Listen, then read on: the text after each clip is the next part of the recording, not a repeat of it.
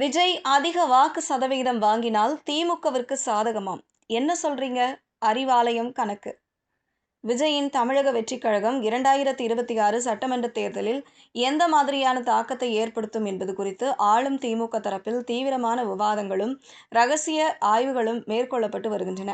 அறிவாலய வட்டாரங்களில் இருந்து கசியும் தகவல்களின்படி விஜயின் வாக்கு வங்கி குறித்து திமுக மேலிடம் ஒரு வினோதமான மற்றும் தெளிவான கணக்கீட்டை வைத்துள்ளது. இந்த கணக்கீடு விஜயின் வாக்கு சதவீதத்தை அடிப்படையாக கொண்டது. திமுகவின் உயர்மட்ட தலைவர்கள் மற்றும் தேர்தல் வியூகவாதிகள் மேற்கொள்ளும் ஒரு கணிப்பு என்னவென்றால், விஜய் 20%த்திற்கும் அதிகமான வாக்குகளை பெற்றால் அது மறைமுகமாக திமுகவின் வெற்றி வாய்ப்பை உறுதி செய்யும் என்பதாகும். பொதுவாக ஆளும் திமுக அரசுக்கு எதிராக விழும் ஆன்டி இன்கம்பன்சி வாக்குகள் அனைத்தும் பிரதான எதிர்க்கட்சியான அதிமுகவுக்கே செல்லும். ஆனால் விஜய் களத்தில் இருக்கும்போது இந்த வாக்குகள் அதிமுகவிற்கு செல்லாமல் விஜய்க்கு பிரியும். அதிமுகவின் பாரம்பரிய வாக்குகளில் ஒரு பகுதியை விஜய் ஈர்த்தால் அது அக்கட்சியை பலவீனப்படுத்தும். 20% என்பது மிகப்பெரிய அளவு என்பதால் அதில் பெரும்பகுதி அதிமுகவின் வாக்கு வங்கியில் இருந்தே கசிய வாய்ப்புள்ளதாக திமுக நினைக்கிறது.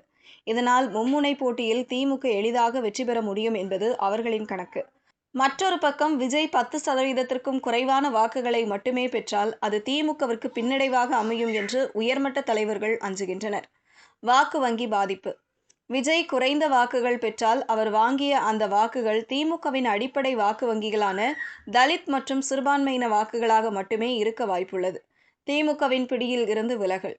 கடந்த காலங்களில் திமுகவிற்கு உறுதியாக வாக்களித்து வந்த இளைஞர்கள் மற்றும் குறிப்பிட்ட சமூகத்தினர் விஜயை நோக்கி சென்றால் அது திமுகவின் வெற்றி கணிப்புகளை பாதிக்கும்.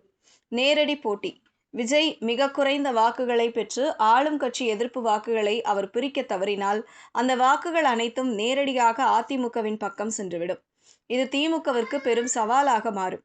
திமுக தலைமை சமீபத்தில் பல மாவட்டங்களில் மேற்கொண்ட ரகசிய சர்வேக்களின் முடிவுகளை தொடர்ந்து இந்த முடிவுக்கு வந்துள்ளதாக தெரிகிறது. விஜயின் அரசியல் வருகை என்பது வெறும் ஒரு நடிகரின் வருகையாக மட்டும் பார்க்கப்படாமல் அது ஒரு சமூக மற்றும் அரசியல் மாற்றமாக பார்க்கப்படுகிறது. குறிப்பாக மேற்கு மாவட்டங்கள் மற்றும் வட மாவட்டங்களில் விஜய்க்கு இருக்கும் செல்வாக்கு எந்தெந்த கட்சிகளின் வாக்குகளை பிரிக்கும் என்பதை துல்லியமாக கணக்கிட திமுகவின் ஐடி விங் மற்றும் களப்பணியாளர்கள் முடுக்கிவிடப்பட்டுள்ளனர்.